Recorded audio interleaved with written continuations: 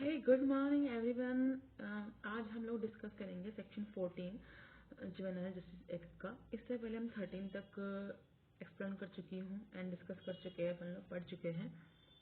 इसके अंतर्गत है कि जब कोर्ट के सामने बच्चा पेश किया जाता है तो कितने महीने के भीतर वो मामला डिस्पोजल हो जाता है, कैसे इंक्वायरी की जाती है, अगर उसने सीरियस ऑफेंस किया है या फिर हीनियस ऑफेंस, पेटी ऑफेंस, किस तरह इंक्वायरी करते हैं।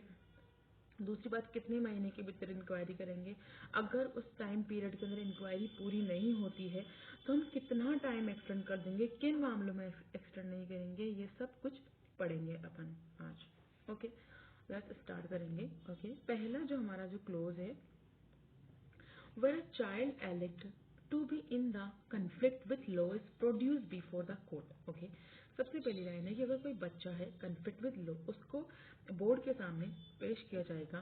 The board shall hold inquiry in accordance with the provision of this act. Okay, board क्या करेगा, इस एक्ट के तहत इंक्वायरी करेगा and may pass such order relation to such child as a deemed fit under section 17 and 18। Okay, इसके अंतर्गत ये बता रखा है कि उनकी कार्यवाही होगी इस एक्ट के तहत।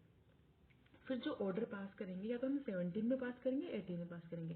17 और 18 इसलिए दे रखा है कि अगर हमारा जो बच्चा है वो कन्फ्लिक्ट नहीं, सॉरी गाइस, कन्फ्लिक्ट नहीं है विद लॉ के साथ में, तो उनका 17 के अंतर्गत हम उसके मामला डिस्पोजल कर देंगे। अगर कन्फ्लिक्ट है तो हम 18 के अंतर्गत करेंगे। उसके बाद आता है हमारा closed, the inquiry under section shall be complete within a period for a month from the date of the first production of the child before the board. जो कार्यवाही होगी वो कब कंप्लीट होगी, जिस दिन कोर्ट के सामने पेश किया गया उससे 4 महीने के भीतर। फिर बोला है कि unless the period is extend, हम पीरियड को एक्सटेंड कर सकते for a maximum period for 2 more months by the board having regard the circumstance of the case after recording the reason in the writing for such extension। इसमें एक चीज बताई गई है कि अगर 4 महीने के भीतर नहीं होती है तो हम टाइम पीरियड एक्सटेंड कर देंगे 2 महीने का, और ये चीज़ रिकॉर्ड किए जाएंगे कि क्यों हम टाइम पीरियड को, इनको क्यों टाइम पीरियड चाहिए। उसके बाद आता है हमारा preliminary assessment in case of heinous offence under section 15 shall be disposal by the board with in a period 3 month.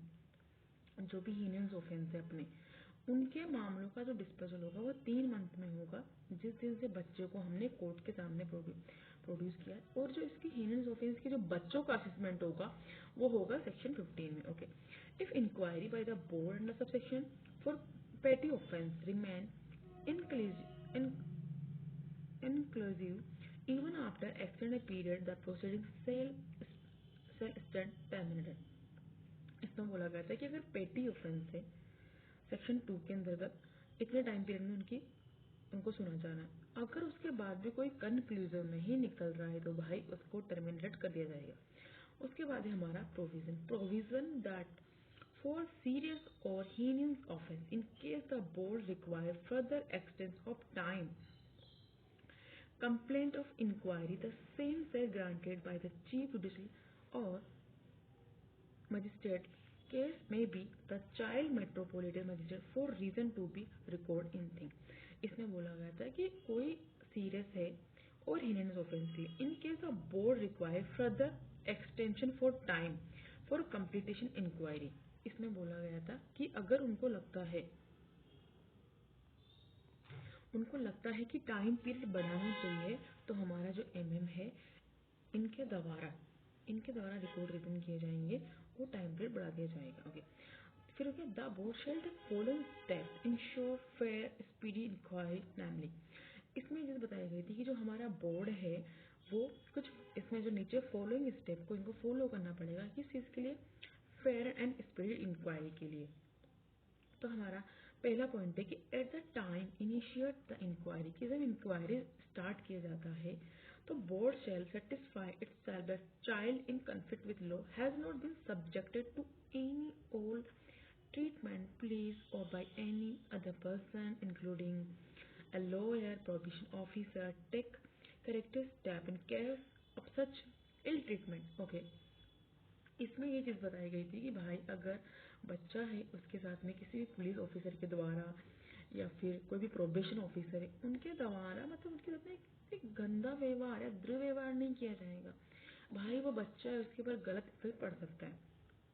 फिर आता है हमारा B, in all cases under this act the proceeding shall be conducted in simple manner possible shall take an insured child against whom the proceeding have institution in given child friendly atmosphere during the proceeding। Atmosphere मतलब जब हम बच्चे की कार्यवाही कर रहे हैं, inquiry कर रहे हैं, तो उसको एक फ्रेंडली एटमोसफेयर देना पड़ेगा। उसके बाद है हमारा सी,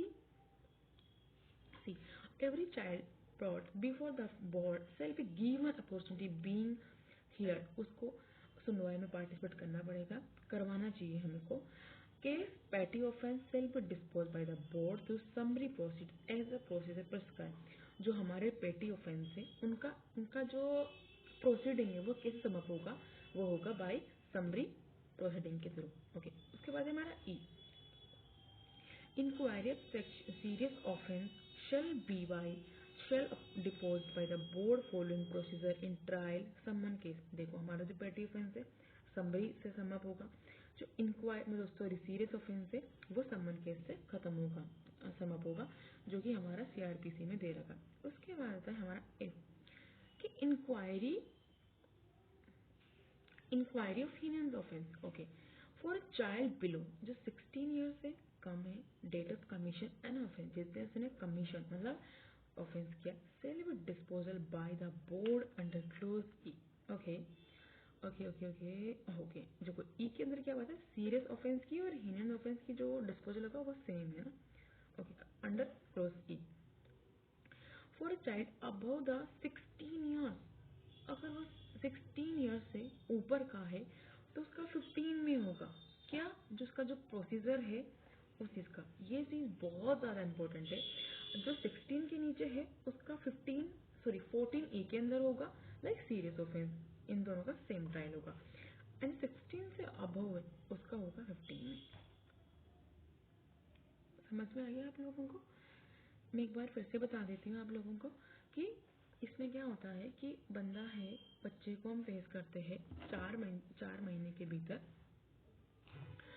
हाँ, तो इसके जिस दिन से हम बच्चा पेश करते हैं उसमें 4 महीने के भीतर वो पूरी खत्म हो जाएगी कार्यवाही। ओके, अगर उनको और टाइम पीरियड चाहिए तो 2 मंथ का बढ़ा सकते हैं, और हीनियस ऑफेंस में ओनली 3 मंथ में करना होगा खत्म। उसके बाद बताया था कि अगर 2 महीने का बढ़ाना है तो हमें क्या करवाना होगा, रिकॉर्ड करने की कि भाई तुम क्यों बढ़ा रहे। उसके बाद अगर जो हमारे पेटी ऑफेंस है उनमें अगर कोई भी कंक्लूजन नहीं निकल रहा है तो उनको टर्मिनेट कर दिया जाएगा। एंड हमारा जो बोर्ड है वो किस तरह ध्यान रखेगा बच्चे का।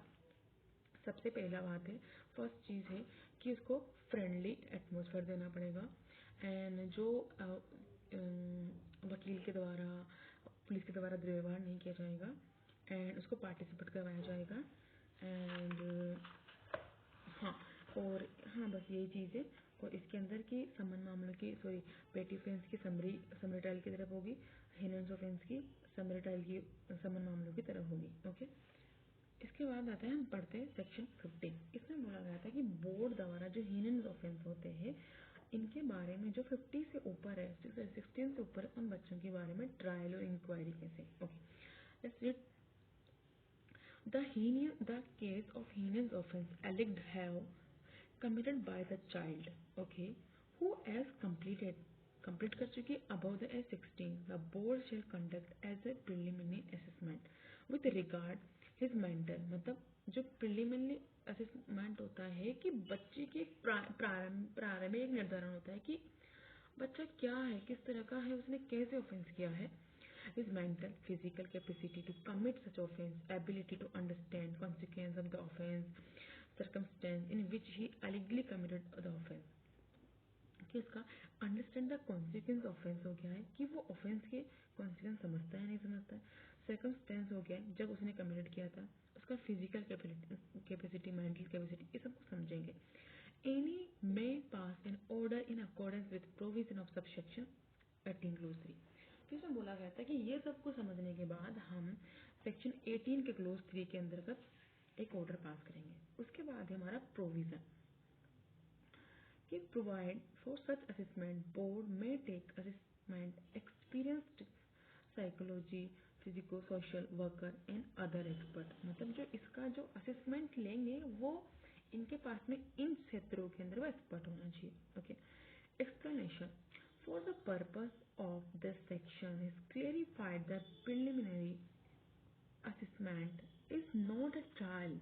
ओके, देखो बच्चों ये चीज अंडरलाइन करने की है कि जो प्रिलिमिनरी असेसमेंट होती है ये कोई ट्रायल नहीं होती है, but is access of the capacity of such child to commit and understand the consequence of alleged offense। okay, जो committed कैसे किया था और उसके consequence को जो उसके अगेंस्ट है उनको समझने के लिए किया जाता है। उसके बाद है second rule, where the board satisfied on preliminary assessment that matter should be disposal by the board, then board follow procedure as far as may be trial in someone case the code of criminal procedure.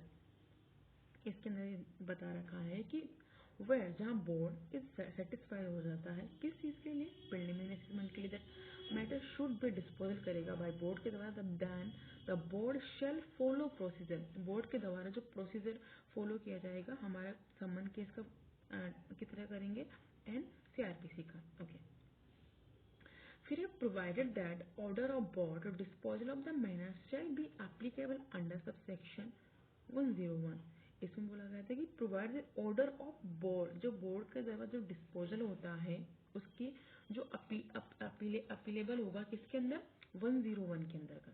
Okay, provided further that assessment under this section shall be completed with in the period. इसमें बोला गया था कि जो इसके अंदर जो प्रारंभिक निर्धारण होगा वो जो टाइम पीरियड दे रखा है 14 के अंतर्गत उसके हिसाब से किया जाएगा। फिर बोला गया था कि ओके इसके बाद ये हमारा खत्म हो चुका है, तो इसमें बच्चे को थोड़ा मतलब समझा जाएगा, प्रिलिमिनरी असेसमेंट होगी वो किन के द्वारा करवाया जाएगा ये चीज़ पर ध्यान देना। देन इसको ख़त्म किया जाएगा मामले को, तो इसकी जो अपील कहाँ होती है वही बता रखा है इसके अंतर्गत।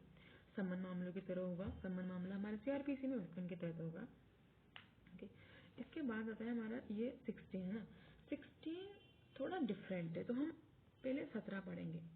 जैसे कि जो बोर्ड है उन्होंने स्टार्टिंग में बोला था कि अगर या तो हम 17 के अंतर्गत आदेश देंगे 18 के अंतर्गत। ओके, फिर हम सबसे पहले 17 पढ़ते हैं कि where a board is satisfied, जो हमारा बोर्ड होता है वो सेटिस्फाई हो जाता है कि on inquiry that the child brought before in has not committed any offence, कि उसने कोई ऑफेंस कमिटेड नहीं किया है, then notwithstanding anything contrary content in other any other law for time being in force. Okay, board shall pass order the effect, मतलब board ऐसा कोई order pass कर देगा कि उसने कोई ऑफेंस।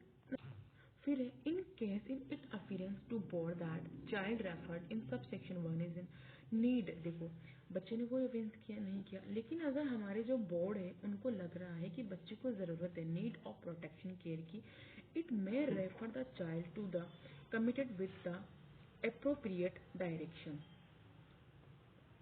उसके बाद बोला गया था हमारा सेक्शन 18 है, इसमें बताया गया था कि अगर बच्चे ने कोई ऑफेंस किया है तो हम फिर क्या करेंगे।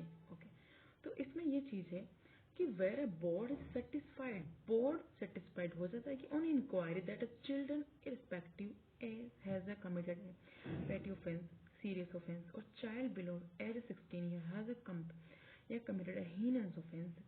ओके, देखो अगर बोर्ड को लगता है कि भाई बच्चे ने कोई ऑफेंस किया है, जो कि क्या कौन कौन से ऑफेंस किया, petty offence, serious offence, a child below age 16 वर्ष से कम है उसने कोई हीनस ऑफेंस किया, then notwithstanding anything contrary contain other laws, मतलब अन्य किसी विधि में किसी बात की होती हुए भी time being for the based on nature of offence specified need for supervision, intervention, circumstances brought out in social investigation report, past conduct of the child, the board may be is think so fit।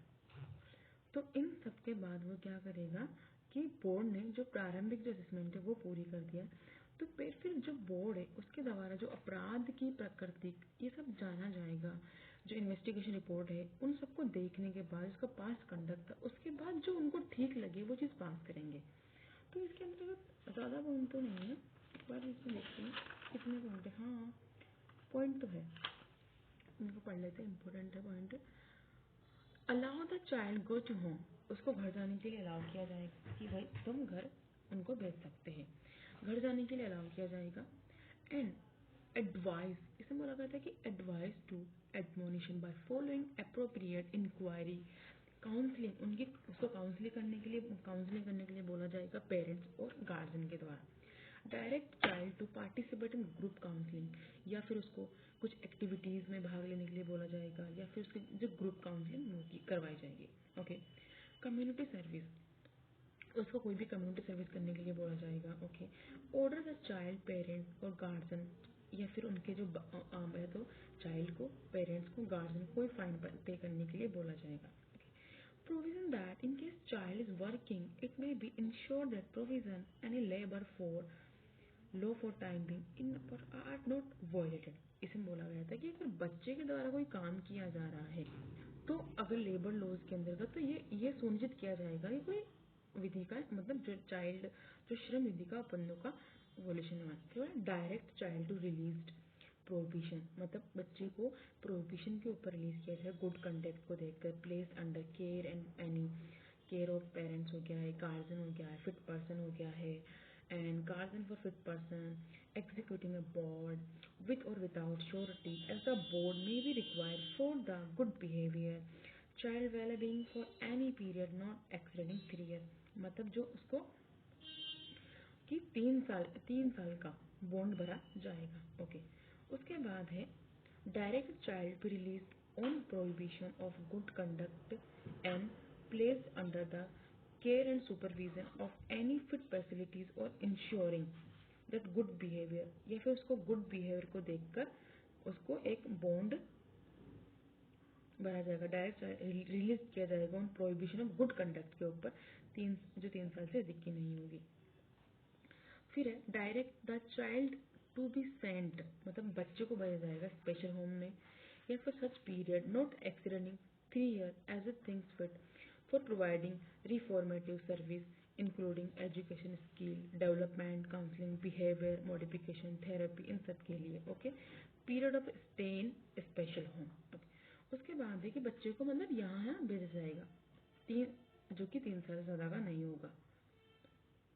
फिर हमारा provision that if the conduct and behaviour of child has been such that, इसमें बोला गया था कि जो बच्चे का इफ द कंडक्ट, उसका जो आचरण है, behaviour of child has been such that it would not be would not be in the child interest or interest of other children housed in special home, board may be send such child to the place of safety।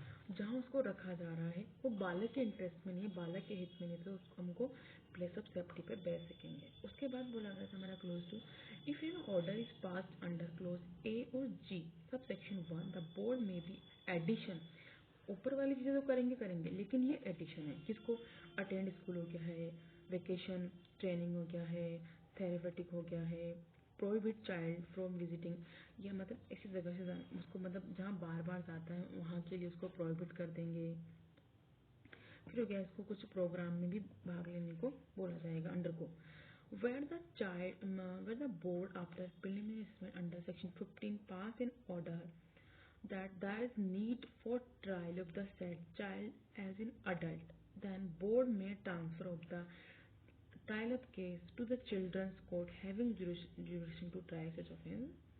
where the board after preliminary assessment, board के द्वारा जो प्रारंभिक निर्धारण किया जाता है 15 में pass in order that there is need for, अगर लगता है कि नीड है trial of the set by child is an adult. Okay, बालक का वयस्क के रूप में विचारण किया जाना जरूरी है, तो बोर्ड में ऑर्डर ट्रांसफर, बोर्ड के द्वारा ऑर्डर दिया जाएगा कि भाई कि उसको ऐसे कोर्ट में भेजा जाएगा जिसके पास ज्यूरिडिक्शन है। तो आज का एक हमारा ये जो स्टेप है वो ख़त्म हो गया है। इसके बाद से हम बोर्ड की पावर्स पढ़ेंगे।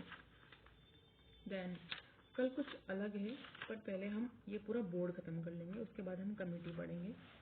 ओके बाय, मिलते हैं नेक्स्ट सेशन में।